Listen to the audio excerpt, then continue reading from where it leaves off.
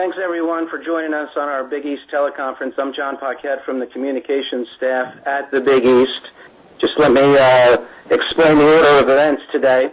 We'll have some opening remarks from Commissioner John Marinato, and John will also introduce Judy Genshaft, who is the president of USF and the chair of the Big East CEO Executive Committee.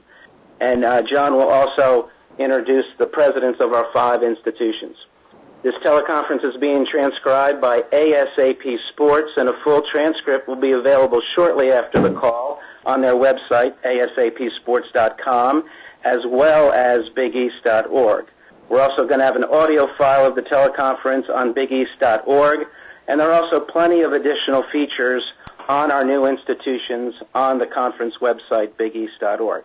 Now I'd like to introduce the Commissioner of the Big East, John Marinato. John? Thank you, John. Good afternoon, everyone, and welcome to the Big East Conference Media Teleconference. I'd like to echo John's thanks to everyone for taking the time to call in this afternoon and personally express my gratitude for your interest in the Big East Conference. Today, we are extremely proud to announce the addition of 5 new members to the Big East, 3 of which are joining as full members and 2 of which are coming as football-playing members. We are delighted to formally welcome the University of Central Florida, the University of Houston, and Southern Methodist University as our new full members, and Boise State University and San Diego State University as football-playing members. I have with me today the presidents of those 5 universities. In addition to Big East Conference CEO Chair and USF President Judy Genshaft, joining me on today's call are Boise State University President Bob Kustra, from Central Florida, President John Hitt, from Houston, President Renu Couture, from San Diego State, President Elliot Hirschman, and from SMU, President Gerald Turner. As John mentioned, each will be making brief remarks of their own, and then we will open it up for questions. But first, I'd like to take a minute to put our announcement today into context. Since the creation of the Big East Conference back in 1979 and throughout its 32-year evolution, the Big East Conference has had a record of reinventing itself. Today, I'm pleased to tell you that we have taken yet another bold and creative step in our history. We are going west. Over the past few months, we have worked to strengthen and fortify our league, spoken to many different institutions, and have been gratified at the level of interest and enthusiasm that so many schools have shown in the Big East Conference. There is certainly a great deal of respect for our conference throughout the world of college athletics, and we appreciate the kindness and consideration that was afforded us as we talked with athletic directors and presidents across the nation. The core group of universities that have joined with us today is extraordinary. These are all quality institutions with strong academics, great facilities, engaged fans, and an unwavering commitment to athletics. We are proud to be associated with them. They provide us with the solid foundation we require to move forward confidently and boldly with our conference. We have ambitious plans, and this expansion is a great stride toward reaching them. The Big East Conference has faced challenges in the past, and each time has come out stronger than before, and that has happened once again. This expansion clearly moves us far beyond our origins in the Northeast. With these 5 new members, our conference will continue to have by far the single largest media footprint in intercollegiate athletics, spanning literally from coast to coast in football and all the major regions in between. In effect, the Big East Conference will be the first truly national college football conference. Our creative and innovative new model will provide our fans with 2 distinct divisions in football, East and West, which will produce new rivalries, accommodates further expansion flexibility, and eventually sets the stage for an annual football championship game. The addition of these 5 new marketplaces also boosts the number of the Big East's potential TV households by more than 6% and up to almost 28 million.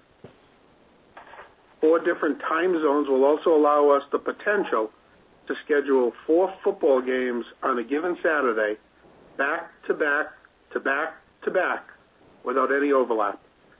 It's a powerful model and one that we believe will be unmatched by any other conference. We are very excited by the progress we have made and are inspired by the enthusiasm of our new members. They know, as we do, that Big East membership will bring them many opportunities to enhance their institution's standing and prestige, both on and off the athletic field.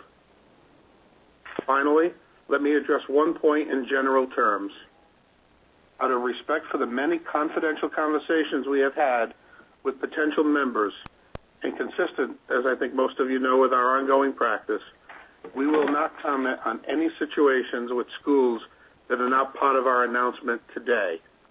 I can only say we are continuing discussions with select additional institutions. This call is to talk about the 5 schools that have joined us and what they bring to the conference. These universities are committed to the Big East, and we are happy to have them. We want to focus our attention today on them and their decision to join us. Now I'd like to introduce Judy Genshaft, the president of the University of South Florida and the chair of both the Big East Conference Board and the NCAA Division I Board of Directors. Judy? Thank you, John. Well, as president of the current Big East Conference institution and chair of the Big East Board of Directors, I am very happy to welcome the conference 5 new member institutions today. The Big East is a remarkable athletic conference, unique in its way from the other BCS conferences. The addition of these 5 new schools only adds to that singularity. Over its history, the Big East has changed and adapted as needed to maintain its place and leadership in the world of intercollegiate athletics, and it has always done so with great respect and reverence for its heritage and legacy. And so it is today. Boise State, University of Central Florida, Houston, San Diego State, and SMU are all fine schools that will enhance every aspect to the Big East. I can attest that during its tenure in the conference, USF certainly has seen its visibility and reputation in athletics rise. Our students, alumni, and community have all benefited, and our position as a Big East school has helped define us, build our brand, and help symbolize and support the excellence we have achieved and the progress we have made as an institution. This is a diverse and distinguished group of universities. The 5 new members will add to the richness that our conference is known for. We in the Big East look forward to competing with this group, to sharing our spirit with them, and to making the great institutions of the Big East even greater, both individually and collectively. And with that, I just want to congratulate all of the institutions joining the Big East. Thank you, Judy. Thank you, Judy. This is John Paquette again, and now we're going to ask each president for an opening comment. First from Boise State, President Bob Kustra. Well, thank you. This is an exciting day. Today's announcement represents another significant step forward in the evolution of Boise State University and our football program. We are very excited about joining the Big East and partnering with some of the finest universities across the nation. From coast to coast, we've created an all-American conference that represents the very best American higher education offers this nation, both in athletic competition and academic quality. We at Boise State are honored to be a part of it. I would like to thank Commissioner John Marinato for his tireless pursuit of the Big East goal of creating Western partners, and we look forward to full-fledged Eastern and Western Division play in the Big East. Thanks as well to my fellow presidents and Judy Genshaft, University of South Florida President and Big East Chair, for her leadership in bringing us to this conclusion. We at Boise State are proud to be aboard. Thank you. Thank you, President Kustra. Now from UCF, President John Hitt. This is truly a great day for the University of Central Florida. On behalf of our more than 58,000 students, our staff and faculty, and our energetic and loyal fans, I proudly accept membership in the Big East. Academically and athletically, UCF and the Big East are great partners. UCF student athletes rank near the top nationally for academic performance. Our facilities, including Bright House Network Stadium and the UCF Arena, are among the newest and finest collegiate athletics venues in our country. In the past year, 8 of our athletics teams have been nationally ranked, including football, baseball, and men's basketball. Our women's soccer team recently advanced to the Elite Eight. Joining the Big East provides opportunities for our student athletes in all sports to compete on the largest national stage. We are honored to join the new Big East and look forward to adding to the conference's tradition of academic and athletic success.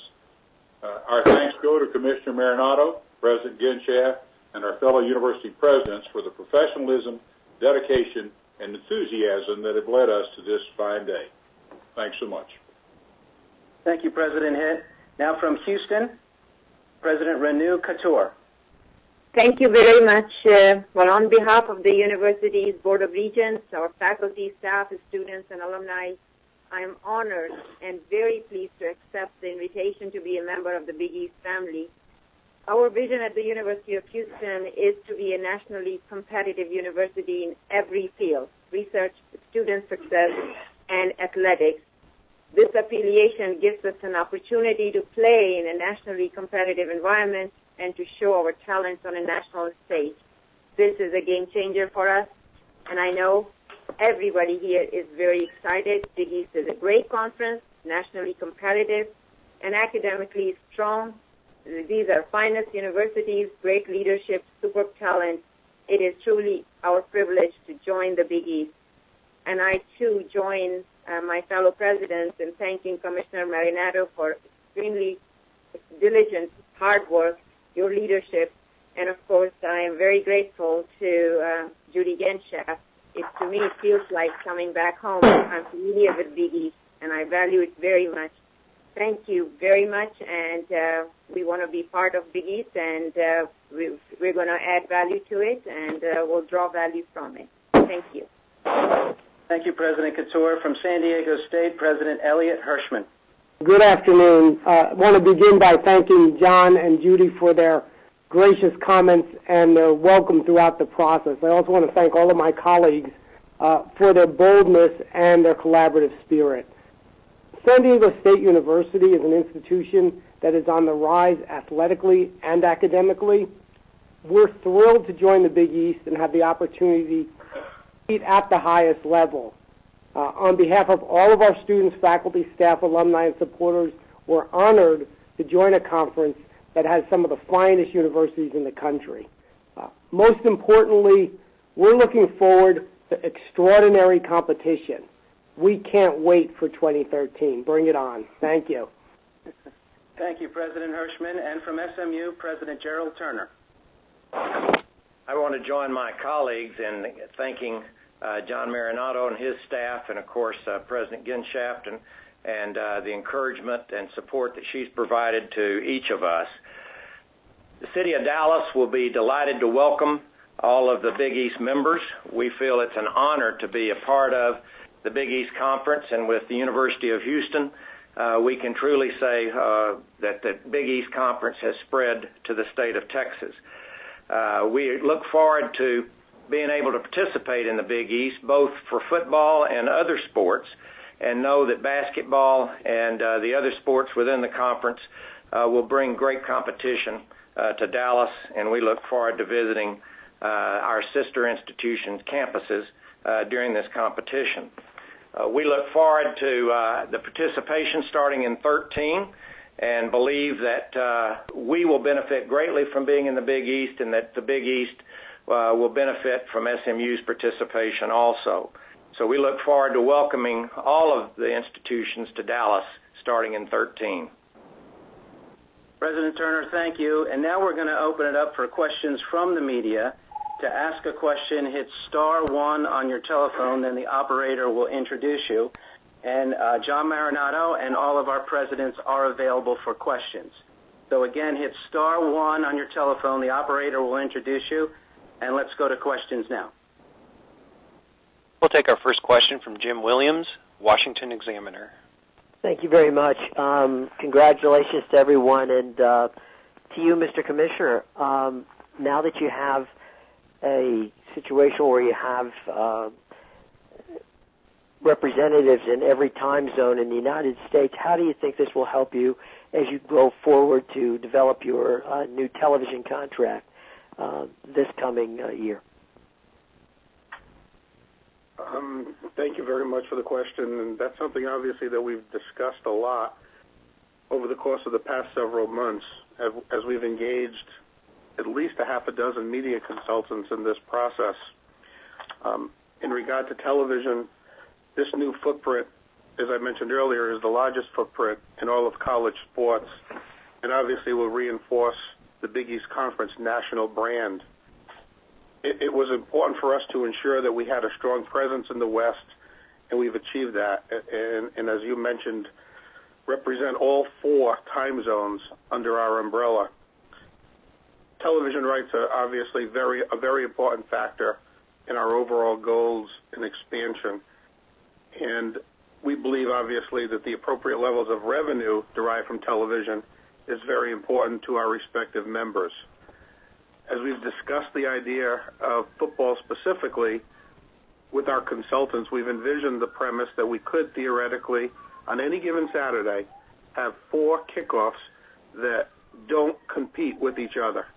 And we think that, as I mentioned earlier, that that's a very powerful model as we move forward in our upcoming TV negotiations, initially with ESPN 8 months from now, because it provides something that no other conference in the country can represent. So we're excited about that prospect. We've been in the past on the cutting edge of doing things that no one's ever done before, and we believe that this is just another example of what will follow once we've established the premise. One quick follow-up, and that is, will the participants in basketball help out in playing San Diego State and Boise State, some of the schools that are coming in as football only? Yes, we've made a commitment to facilitate discussions, the non-conference games within our current membership, our new schools, and the 2 football schools joining us from the West. Thanks very much. As a proud graduate of the University of South Florida, I yield the rest of my time. Go Bulls! We'll take our next question from Ralph Russo, the Associated Press. Hi, John. Good evening, everyone. John, I know you've been steadfast on saying that these schools that are departing are going to be held in until 2014. Now that we've got you have some new teams in. Has there been discussion, not amongst the other schools that are leaving, but amongst the new members about possibly working out a situation where not only could those schools leave early, but the new schools could come sooner, where maybe this could all get done by 2012? Is that even a possibility at this point? We have not had those discussions, Ralph, and the additions that we're making today have no impact whatsoever in regard to our commitment and our belief that our schools that are leaving would fulfill the 27-month requirement clause that's currently in our bylaws. Thanks, John. Thanks, Ralph. We'll go next to Troy Hirsch, KSWB TV San Diego. Hello from Sunday San Diego. I have a couple of questions. The first is you referred, I believe, the Big East Commissioner to the 27-month requirement to be a member. Are the new members held to that from this point going forward? And how binding is this invitation in the wake of TCU saying they would be invited to the Big East and then not even joining the Big East before jumping to the Big 12? Sure. In answer to your first question, schools that are actually in the conference have to adhere to the existing bylaws.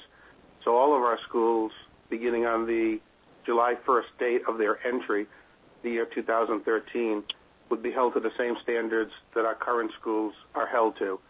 The example of TCU is a distinction between our current schools who are ongoing and playing under the auspices of the league, because their agreement did not require the 27-month notice because they did not yet fall under the umbrella of the conference bylaws.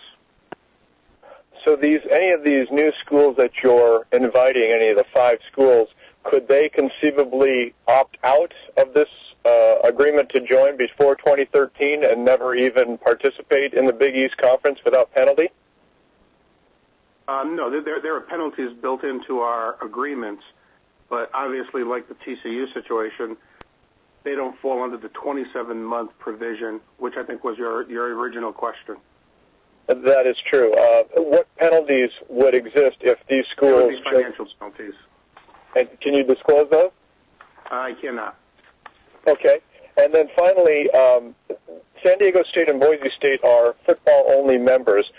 Whose choice was that to be football-only? Was that the Big East or was that the schools? I think that was a mutual choice because of the distances involved and the effect that it would have on the non-football sports. You know, football is a very unique sport, and it's treated very differently than the others. Yes, this is Aaron Hirschman from San Diego State. We agree with mutual agreement for that. Thank you very much, gentlemen. I appreciate your time, and I yield my time to the floor. We'll take our next question from Andy Katz, ESPN. John, Hey, Andy. why are you so determined to have a season in 2013 of sort of a hodgepodge of schools with the ones coming in, the ones that you say will not be allowed to leave in West Virginia, Pitt, and Syracuse for this one hangover season? And in the same way, both schools have said that they're not necessarily included anymore on decisions that the Big East makes, even emails from the rest of the compliance departments. So they've somewhat been frozen out, yet you're determined to keep them to the 27 months and want to have this one season in 2013 where there are schools leaving and schools coming in. Why are you so determined to do that? I think it's a simple matter of respecting our bylaws, Andy. The schools that are in the conference were a part of the writing of our bylaws. The bylaws are the bylaws of the bylaws. They represent an agreement between the conference and its member schools. I think there's an understanding amongst all of our schools that an early departure and a violation of those bylaws would do damage to the schools that are remaining. And as a result, 2 of our schools have indicated that they respect that process and they understand it. Actually, earlier today, Darryl Gross, the Syracuse athletic director, was quoted by the Associated Press saying that he'd expect the Big East would want Syracuse to move on. Is Darryl mistaken in his assumption? I don't know. I got a text from Darryl just a little while ago, just said, cheers, congratulations. But I haven't had a conversation with Darryl in regard to that. And the only reference you've made to basketball at this juncture is on the agreement that some would play Boise and San Diego State. How are you going to determine which schools go out west, and what does replacing using Houston, SMU, and Central Florida, replacing Pitt, Syracuse, and West Virginia? Can you address replacing those 3 in the primary sport of basketball? Yeah, one of the things, obviously the 3 new schools that we're bringing in to play basketball have strong commitments to the sport. They have accomplished head coaches, good facilities, and they're located in major media markets. As you know, in following the league, Andy, over the years, our schools, as we've expanded throughout time, have not necessarily come with great basketball programs. When Pittsburgh joined the league back in the early 80s, their program wasn't what it was today. When Miami joined the league, their program certainly wasn't what it was when they left the league. We've had a history of elevating the level of the programs that come into the league because of the assets that we offer and we provide. So I don't expect that to be any different than it has been in the past for the schools that will be joining us and playing the sport of basketball. And lastly, how are you going to determine who goes west? Well, as I said earlier, we're going to facilitate discussions between our current member schools and the schools that we're talking about. We haven't gotten into the details of all of that. Rotation, you have no idea yet? We haven't gotten into the details of all of that. Okay, operator, before we get to the next caller, we have a lot of people in the queue, and I know a lot of people have questions. We have to keep everyone to one follow-up, so we would appreciate your help with that and try to get in as many people as we can. Operator, next question, please. We'll take our next question from C.L. Brown, Louisville Courier-Journal. My question is for John. Just to clarify, I'm not exactly sure if I'm asking the exact same question Andy just asked, but in regards to playing in the West Division and the East Division, are you saying that decision hadn't been made, or was that in reference to what basketball teams would play a non-conference schedule, play Boise and San Diego State non-conference? Sure. No, in regard to football, what the NCAA bylaw prescribes is that when you go to two divisions, you play everybody in your division, and then you can cross over to play the other games to reach whatever number you want. So in our matrix, what we're looking at specifically is that two six-team divisions. You play everybody in your division once for 5, and then you cross over for 3 others. But those decisions I think we're going to have with all of our athletic directors included in the room in order to determine what's the best model. But that's the general model that we've discussed as we've unfolded this plan that we've shared with each of the schools that are on the call today, as well as our ongoing members.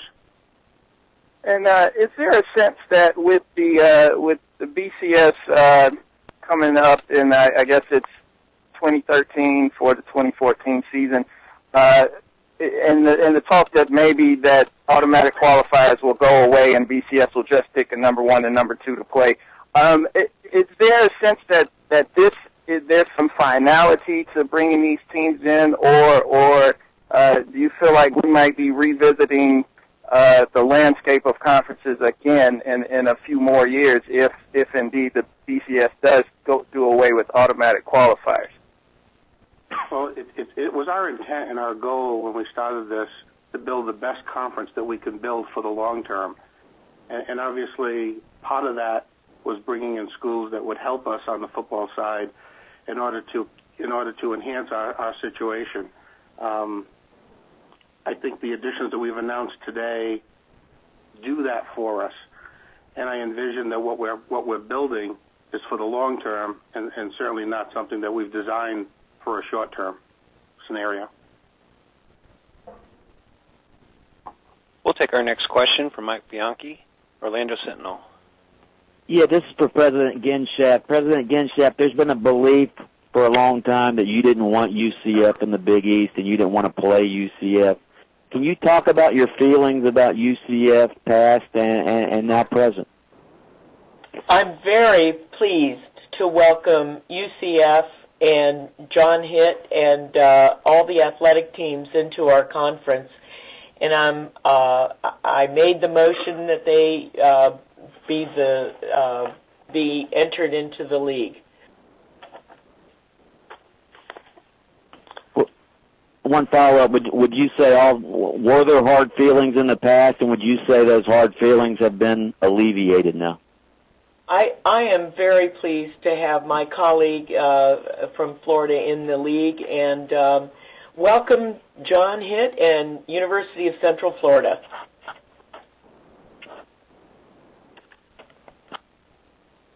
We'll take our next question from Brian Murphy, Idaho Statesman. Hi, I wondered if you guys have decided on divisions yet. Will you appeal to the NCAA to play a championship game with 10, if that's the number you have moving forward, and when you decide to make a decision on whether or not to get to 12? Okay, Brian. We haven't had that discussion in regard to 10. It's our plan to get to 12, and that's what we're currently working on. I think in the past, over the last 7-8 years, we and others have had the discussion about amending the NCAA legislation to allow for a 10-school conference, but we have a 10-school conference that has a championship game, But we haven't, in all honesty, had that discussion, nor do we plan to at this point. Our goal is to get to 12 football playing members. And as a follow-up, I wondered when Boise State got on your radar. When did you sort of get the idea of trying to create a Western division? And without Boise State, would that have been a possible idea? We actually started talking about this literally over a year ago when we invited TCU to join the league, because as you know, that was along the lines of going out of our comfort zone and out of our foot. And it was when TCU got into the league that we literally started having discussions in regard to another Houston school and possibly expanding our footprint beyond that. The discussions got facilitated, obviously, as a result of the situations that occurred over the last several months, but it's been something that we've contemplated and discussed literally for over a year. We'll take our next question from Drew Rubenstein with Morgantown Dominion Post.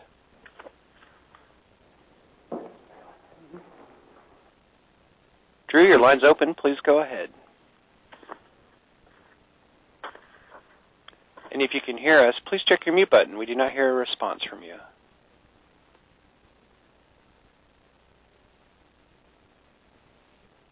We'll go next to Dana O'Neill with ESPN.com. John, the league obviously was founded on basketball and has been branded often as a basketball league. These decisions obviously are football-based. Most of the conversation is based on football. Was there any, discomfort or unease within the league offices just about the fact that this is sort of a departure from the basketball side of the league's sort of foundation? No, not at all, Dana. When I opened up the call today, I talked about the fact that this league, over its 32-year evolution, has really reinvented itself a number of times. And when we went through this process, we talked about that in detail with all of our schools. You're right. The genesis of this league, created in 1979, was based on the fact that Dave Gavitt, its original founder, wanted to try and create an entity that would keep Northeast talent in the Northeast. But in 1990, Mike Tranghese, in his first year, reinvented the league and created the football conference. And throughout the 90s, the Big East Conference was, as you know, a founding member of the Bowl Coalition, the Bowl Alliance, and then the BCS. And we expanded our football presence throughout that time with the additions of a number of schools.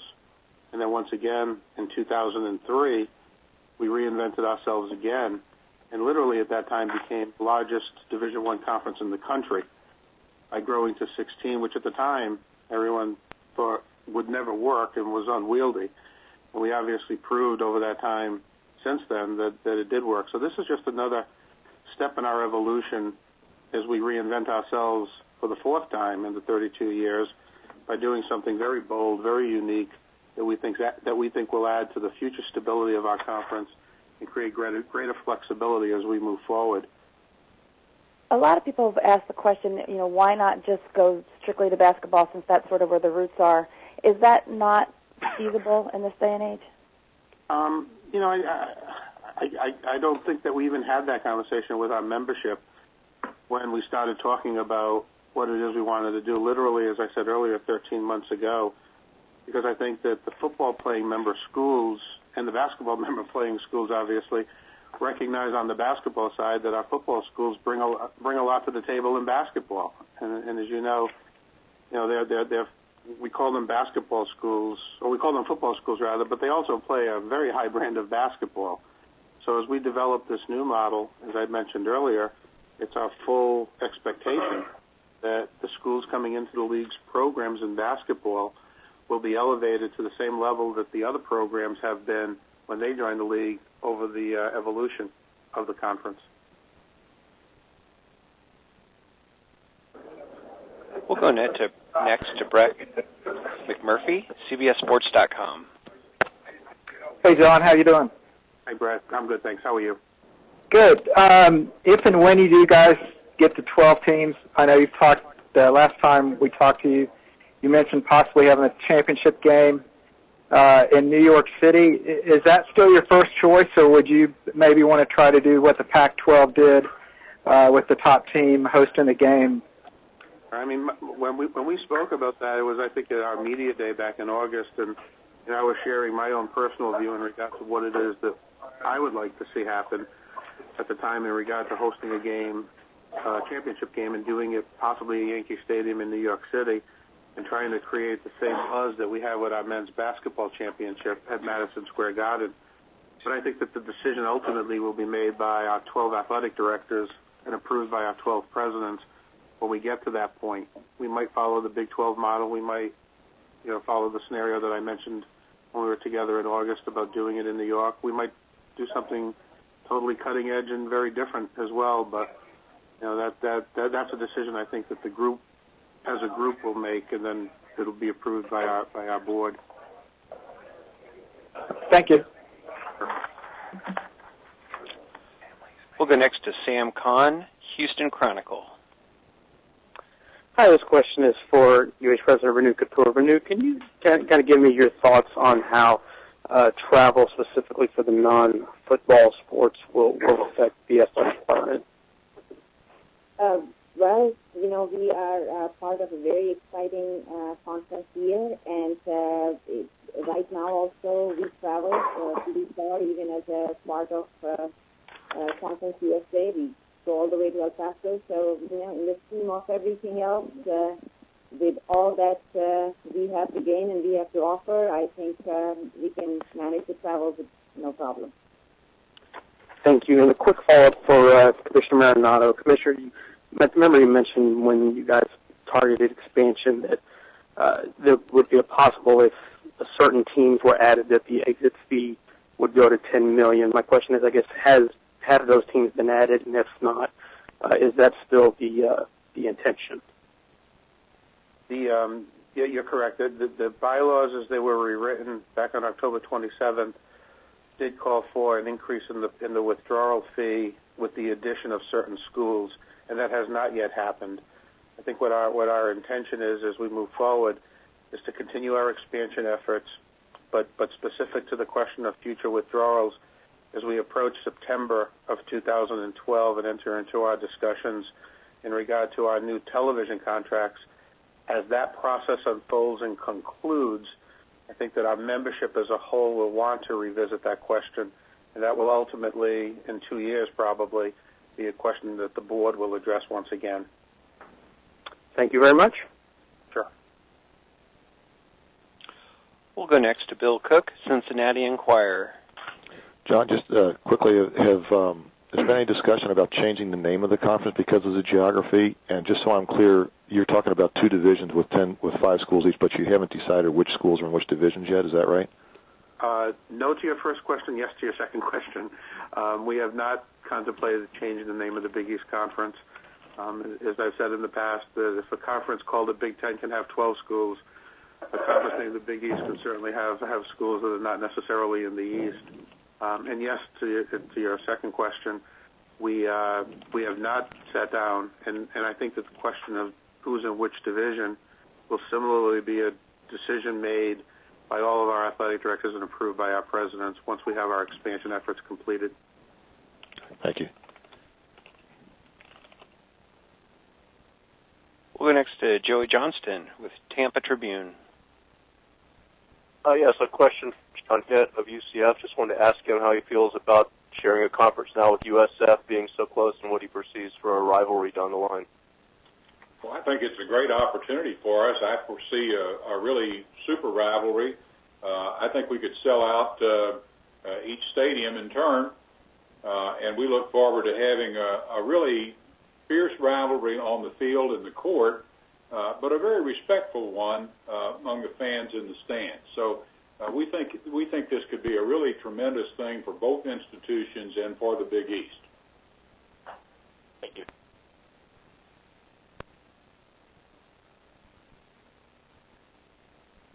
We'll take our next question from Adam Zagoria with SNY. Hi, John. How you doing?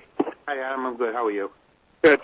Just kind of following up on Andy and Dana, with regard to the basketball side of things in 2013-14, it sounds like there could be as many as 18 or 19 basketball teams, if my math is correct. How would a regular season and a postseason schedule look? I mean, would they all play each other once, which could mean 18 regular season games, and what would the tournament look like? Yeah, I think that if that is the case, that would probably be a model that we would employ, where everybody would play each other once. But we haven't gotten into the specifics of that. I'm just looking at the numbers as you've outlined them, Adam, and that would make sense. And we haven't had any discussions in regard to what the tournament might look like under that scenario. That would be another discussion, I'm sure, that would have to follow. But it's possible you could have an 18-team or 19-team Big East tournament? Again, we haven't had any of those discussions at this point, but I don't see why. We have a 16-team tournament now. Anything is possible. Okay, thanks. Sure. We'll take our next question from Greg Allman, the St. Petersburg Times. Yeah, my question's for the commissioner. You had mentioned the addition of new rivalries with the new teams. I just want to ask you what you think UCF does to add a new rivalry outside the original blueprint of the league.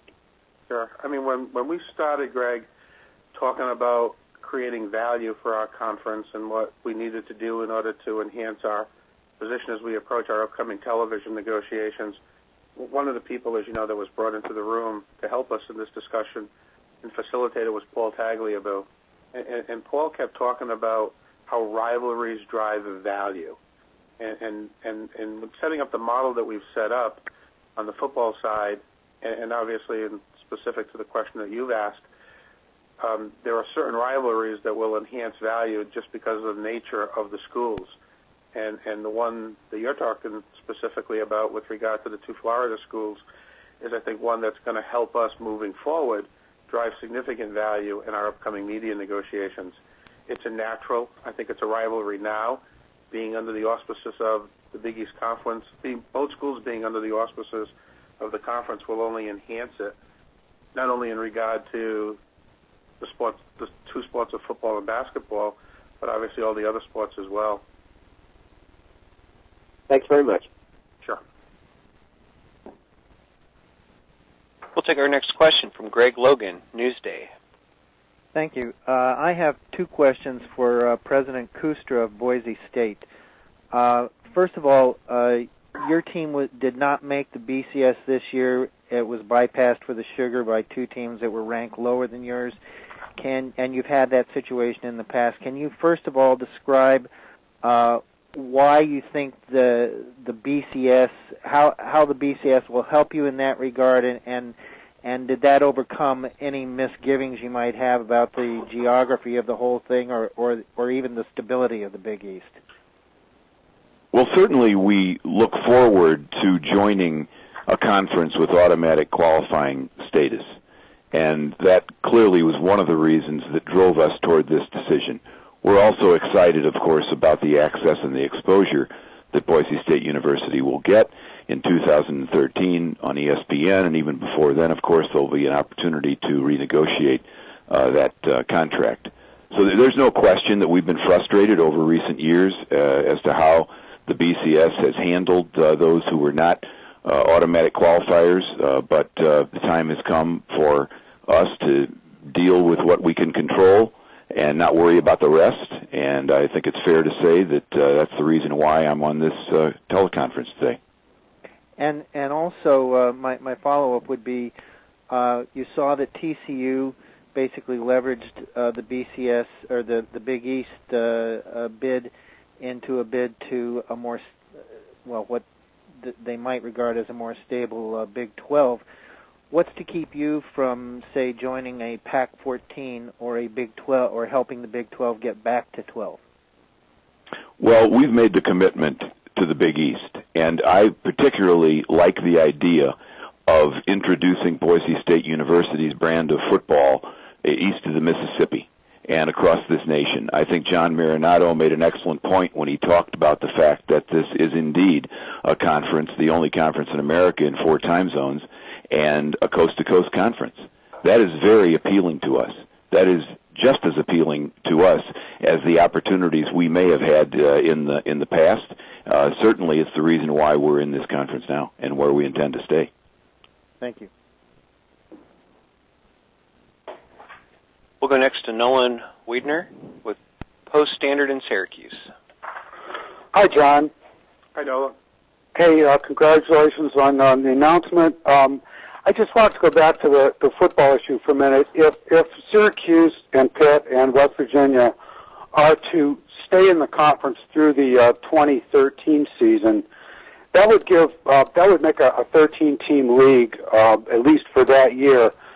A, how would you cope with that? And B, had you given any thought to trying to have a championship game that season?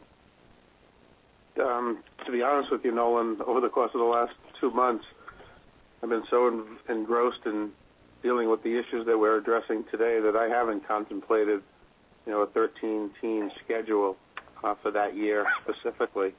I know that the SEC has talked about that, and I guess if the SEC can figure out a way to do it next year, we can certainly figure out a way to do it when we need to.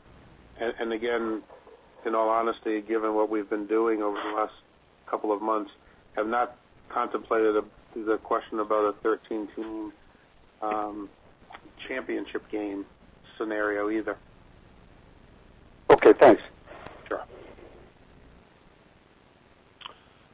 Go next to Brian Ewart with VU Hoops. Hi, Commissioner. This is Brian Ewart from VU Hoops. My question is, obviously you talked about going to a 12-team model as the goal, but has there been any discussion about moving beyond that to 14 or 16 teams like some other conferences are doing? And as a follow-up to that, obviously, are there any, what's going on with the situation with Villanova? Is that a dead conversation, or is there still movement there? Sure. In regard to the first part of your question, we have talked about the idea of going beyond 12 and creating a model that includes additional members. We haven't executed that. Our board basically has told us to execute the plan that they approved at our annual meeting on November 1st, and then at the appropriate time, whenever that is, we can certainly engage in discussions in regard to expanding beyond that. And I think once we get our footing established, we could visit the question of expansion beyond that, and also have the conversation, revisit the conversation and the question in regard to Villanova's potential of becoming a football member of the conference as well. Thank you for calling the University of South Florida. USF has just been ranked among the 50 coolest universities in America. Sounds like we're on hold. Sierra Club. It's a commercial opportunity. All right, thank you very much. A free PSA, sure. Thank you. Idea. Go next to Jerry DiPaolio with Pittsburgh Tribune Review. Yes, John. I was just wondering, you talked about the bylaws or the bylaws. Is there any room for negotiation as far as an early exit for those schools, or is it just a waste of time for their ADs to pick up the phone and talk about it? I said earlier, we've been so engrossed in working to get to the point that we are today, quite honestly, that we haven't had those discussions. My beginning premise and my current premise is that the bylaws were written as they were written for a specific reason, and I think certainly Pittsburgh understands that of all of our schools because they were intimately involved in the writing of those bylaws.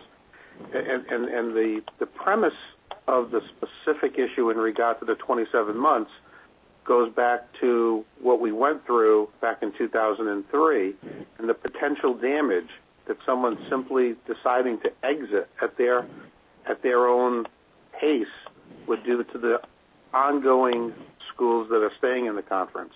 And as I said, I think Pittsburgh certainly understands that and respects that. Syracuse certainly understands and respects that. They were both obviously involved in that discussion back in 2003, and had experiences with us back then. How would you react if they would come to you, those schools, in a negotiation mode?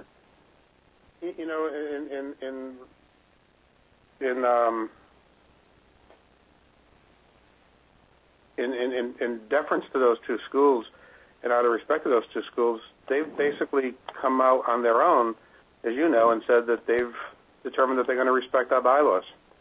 Great. So, I mean, we haven't had that discussion, and I think that they understand the reasons that they were put in place. They were certainly there, and played a major part in it. And I think what people don't understand is the point that I've made. I mean, they do. I'm not saying that they don't. But I don't think generally people understand the premise that they were put in place because of the damage that the departure would cause to the other members of the conference that are ongoing. And there's a collegiality, professional, moral, legal issue all there that I think goes unnoticed by a lot of people. We're going to go with 2 more questions. We'll go next to Brandon Hamilton with WDBO. How you doing? Just a quick question for the commissioner. How confident are you now with the new move and new teams of keeping your BCS automatic bid? Well, as I said earlier, I think part of our objectives in expansion was to create the best conference we could, both on the football side, obviously, as well as in all the other sports. We recognized, obviously, that the departure of the schools that are leaving the conference affected us, but we always felt confident that if we made the right moves, it would keep our BCS AQ status, and we've done that. Okay, thank you. Sure. This is going to be our final question. And our final question is from David Barron, Houston Chronicle. For the Commissioner, I'm not sure what your status is regarding your television negotiations. Does it complicate matters for you? I believe your contract is up with ESPN is up after 2012. Is it not? And does it complicate matters that you'll be having sort of a rotating cast of schools in for the first year or so of your new contract? And how will you proceed with that? And will you try to do some sort of conference-wide third-tier network as well? No, I'll generally answer your question and then specifically answer it. Every contract that most conferences have what we call a composition clause in them. The composition clause refers to the schools that are under the umbrella of the conference, and they allow for additions and subtractions. So obviously, with the addition of schools and the subtraction of schools in any particular year, both parties have the right to sit down and negotiate what the value of those schools is to the networks. In regard to the future, when I talk about 2012, that's not the end of our current agreements. 2012 is what we call the beginning of the FNFR period. ESPN and CBS both have an FNFR clause with the Big East Conference, similar to what they have with all the other major conferences. So there's an exclusive period of time which occurs well before the end of the agreement when the two parties get together and have an exclusive negotiation in order to extend that contract beyond the expiration date. So beginning in September of 2012, the Big East will have the opportunity to sit down with its two partners, ESPN and CBS, to begin discussions for a 60-day period during which we would enter into exclusive negotiations only with those two partners. If we are unable to reach an agreement after those 60 days are concluded, then we have the ability, if we so choose, to enter into discussions with other people that we currently do not have contractual agreements with. Okay. And just as a follow-up, just your thoughts on the significance to those negotiations of having the DFW and Houston television markets as part of the package. There's no question. As I said, we've engaged the services of at least 6 media consultants over the course of the past year, and certainly the marketplaces that are represented in those two markets, as well as the other markets that we've talked about, will drive significant value for the Big East Conference. When Dave Gavitt created the conference back in 1979, he literally built it around media markets. And I think that that's something that we've been very conscious of as we've moved forward in this process with the new schools that we've talked to as well. It's very important, obviously, from a TV perspective. And as I said earlier, the Big East Conference represents by far, more television households, more pay television households, more people in the country, literally, than any other conference in the country.